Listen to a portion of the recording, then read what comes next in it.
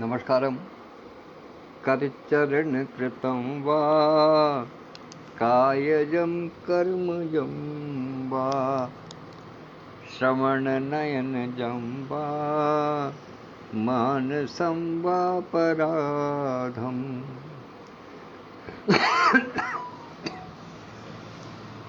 विहितमविहितं वा सर्वमेतत्क्षमस्व।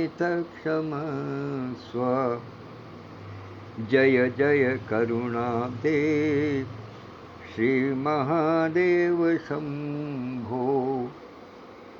जय जय करुणाब्धे श्री महादेव शंभो। कर्पूरगौरं करुणावतारं संसारसारं भुजगेन्द्रहारं सदा वसन्तं हृदयारविन्दे भवं भवानी सहितं नमामि। भवं भवानी सहितं नमामि। हृदयाङ्गन परिवार के प्रमुख संरक्षक साहित्याचार्य, व्याकरणाचार्य, छंदाचार्य, भागवत कथा की सुमधुर गायक, मानस मर्मज्ञ, परमादरणीय आचार्य श्री श्री कृष्ण द्विवेदी जी के चरण स्पर्श करते हुए उनसे आशीर्वाद प्राप्त करता हूँ और उनका पटल पर बहुत बहुत नमन, वंदन, अभिनंदन। आपका आना मेरे लिए किसी आशीर्वाद से, किसी आश्चर्य से कम नहीं, क्योंकि आप निश्चित रूप से बहुत व्यस्त रहते हैं और इतनी व्यस्तता में भी आपने ध्यान किया, ये मेरे लिए बड़े सौभाग्य की बात है। तो आपकी चरण वंदना के पश्चात आपसे आज्ञा लेकर के मैं इस कार्यक्रम का प्रारंभ करता हूँ। इसके प्रारंभ में सबसे पहले संस्थापक और राष्ट्रीय महासचिव आदरणीय श्री विधुभूषण त्रिवेदी जी, विजू भाई साहब को, राष्ट्रीय अध्यक्ष आदरणीय डॉक्टर विद्युत प्रभा चतुर्वेदी मंजू जी को और हृदयाङ्गन वीथिका को मूर्त रूप प्रदान करने में अपनी महती भूमिका निभाने वाले आदरणीय श्री हरिवाणी जी को सादर प्रणाम निवेदित करता हूँ। उनको नमन, अभिवादन, अभिनंदन प्रस्तुत करता हूँ। आदरणीय बहन अंशु जैन दीदी उपस्थित हो गई, उनकी उपस्थिति को सादर नमन करता हूँ। हृदयाङ्गन परिवार के समूह कहूँ, संस्था कहूँ, परिवार कहूँ या एक वट वृक्ष कहूँ, उसके संरक्षक मंडल के सभी सदस्य और सभी सदस्य नए हैं, पुराने हैं, जो भी हैं, सबका अभिवादन करते हुए मैं आज अपनी बात को प्रारंभ करता हूँ। आज बड़ा सुखद दिवस है जब आदरणीय आचार्य श्री उपस्थित हैं, तो मैं आपको कुछ अपने मन के उद्गार दे देना चाहता हूँ। एक बहुत पुराना दोहा है कि बढ़त बढ़त संपत सलिल मन सरोज बढ़ जाए और घटत घटत पुनि ना घटे बरु संवेद दिया। तो अभी पिछले भाषण में मैं छोटी काशी में जो आयोजन हुआ, अनुपम आयोजन हुआ, 150 घंटे अनवरत कवि सम्मेलन और मुशायरा, जिसमें देश के विभिन्न भागों से लगभग 700 कवि भाग ले रहे हैं। 700 कवियों का भाग लेना, एक स्थान पर एकत्र होना, अपने अपने समय के अनुसार और फिर काव्य पाठ करना, कहाँ कहाँ से चलकर आना, ये एक साहित्य के प्रति लगाव को दर्शाता है। उस आयोजन को देखने के बाद मेरे मन में एक सदिच्छा जागृत हुई। आदरणीय आचार्य श्री उपस्थित हैं, उनकी उपस्थिति में मैं इस बात को कह रहा हूँ। मेरे मन में ये एक इच्छा जागृत हुई कि हम अपने परिवार के साथ में उनके सहयोग से और थोड़े बहुत सामाजिक सहयोग से हम लोग बड़े बड़े आयोजन करते हैं, आध्यात्मिक आयोजन करते हैं। कभी देवी भागवत है, कभी मानस कथा है, कभी भागवत कथा है, कभी नवदिवसीय यज्ञ है, शतचंडी यज्ञ है। कितना कितना हम उसमें अपने मन की भावनाएं आर्थिक सहयोग के साथ में लगाते हैं।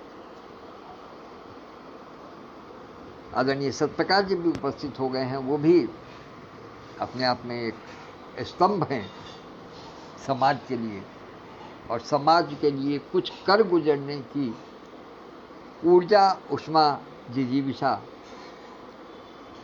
और क्षमता प्रयास से कहीं अधिक है। प्रयास करना एक आदमी का एक अलग बात है, लेकिन उसको साकार रूप देना और उसको सामाजिक स्वीकार्यता तक पहुंचाना, ये एक बहुत बड़ी बात है। तो इस समय दोनों विभूतियां मेरे सामने हैं, बल्कि तीनों कहूँगा मैं। आदरणीय विदुभूषण जी, परमादरणीय आचार्य श्री और डॉक्टर सत्यप्रकाश पांडे जी, मैं तीनों की उपस्थिति में एक अपनी मन की बात कहना चाहता हूँ कि जैसा भव्य दिव्य आयोजन में छोटी काशी में देख करके आया हूँ, जो विश्व रिकॉर्ड को बनाने वाला है, जिससे विश्व रिकॉर्ड बनेगा 150 घंटे अनवरत काव्य सम्मेलन चलने का, मेरी इच्छा है कि उस रिकॉर्ड को तोड़ने का एक प्रयोजन हम लोग अपनी संस्थाओं की ओर से दोनों मिलेंगे, दोनों सहयोग करेंगे, दोनों महामना के तरीके से याचक बनेंगे। इसमें याचक बनना बहुत जरूरी है, क्योंकि ये छोटा मोटा प्रयोजन नहीं है, छोटा मोटा आयोजन नहीं है, ये बहुत बड़ा आयोजन है, और जिसमें हम विश्व रिकॉर्ड बनाने जा रहे हैं, उसका तो फिर कहना ही क्या है। मैं एक क्षण के लिए, आप रुकिएगा, मैं आपको कुछ दिखाना चाहता हूं, एक क्षण रुकिए।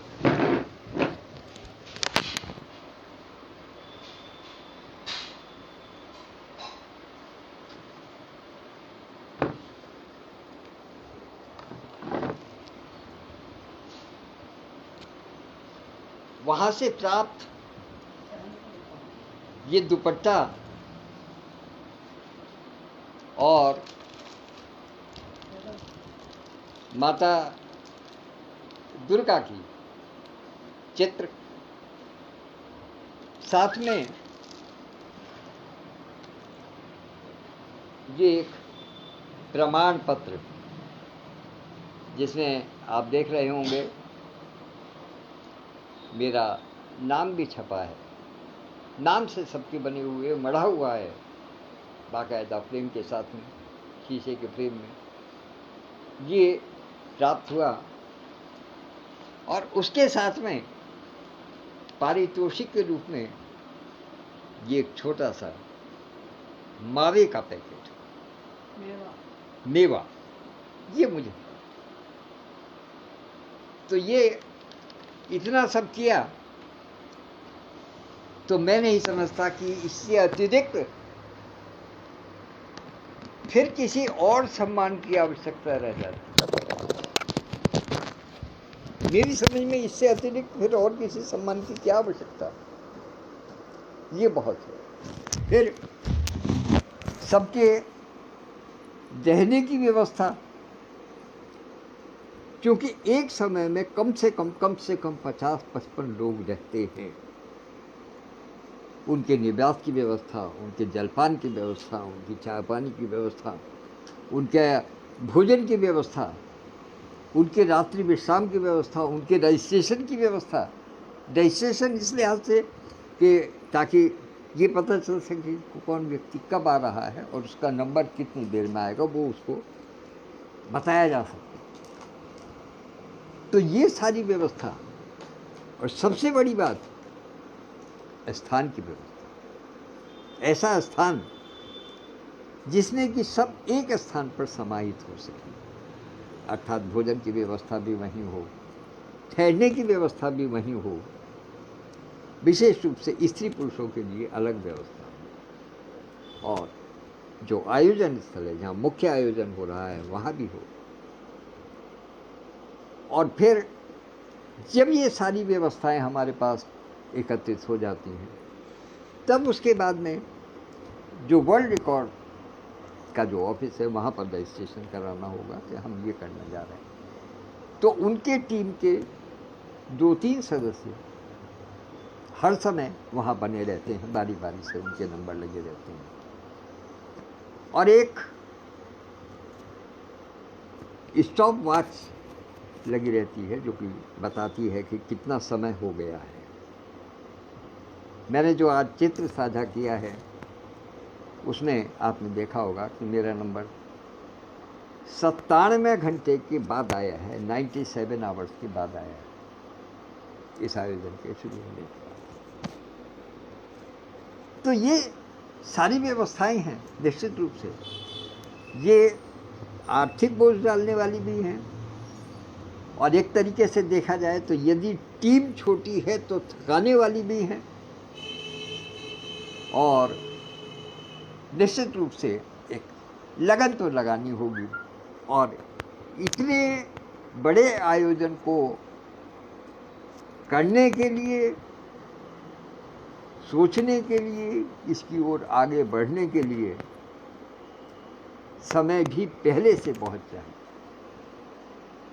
पिछली बार जब छोटी काशी में ये आयोजन हुआ था तो वो 128 घंटे का हुआ था।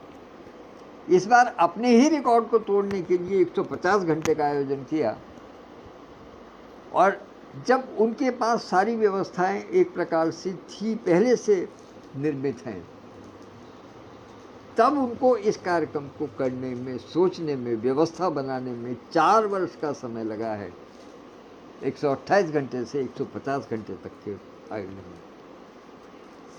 तो यदि हम पहली बार किसी कार्यक्रम को करने का विचार करेंगे तो निश्चित रूप से हमें समय भी ज़्यादा लगेगा व्यवस्था बनाने में, संपर्क बनाने में। लेकिन ये एक बहुत अच्छी बात है, बहुत सुंदर बात है कि जो उसके मुख्य संयोजक हैं, जो आयोजक हैं, उनमें से आदरणीय यतीश शुक्ला जी से मेरी कल बात हुई, मैंने उनसे वार्ता की, तो उन्होंने कहा कि आप व्यवस्था बना लीजिएगा और फिर उसके बाद में कहीं भी, जहाँ भी कहीं आपको हमारी सहायता की आवश्यकता होगी, मैं हर समय तैयार हूँ। क्योंकि मैंने इस बात का अनुभव प्राप्त कर लिया है कि कौन कौन सी चीज़ कैसे कैसे होगी। तो मेरी उनसे व्यक्तिगत वार्ता हुई है और उन्होंने आश्वासन दिया है। और इसी के साथ साथ एक प्रसन्नता की बात यह है कि कवि के साथ कॉफ़ी पटल की वरिष्ठ साहित्यकारा, वरिष्ठ सदस्य आदरणीय रेखा बोरा जी इस पूरे आयोजन से पूरी तरीके से जुड़ी हुई है। उसकी व्यवस्था उन्होंने पूरी तरीके से देखी है, की है।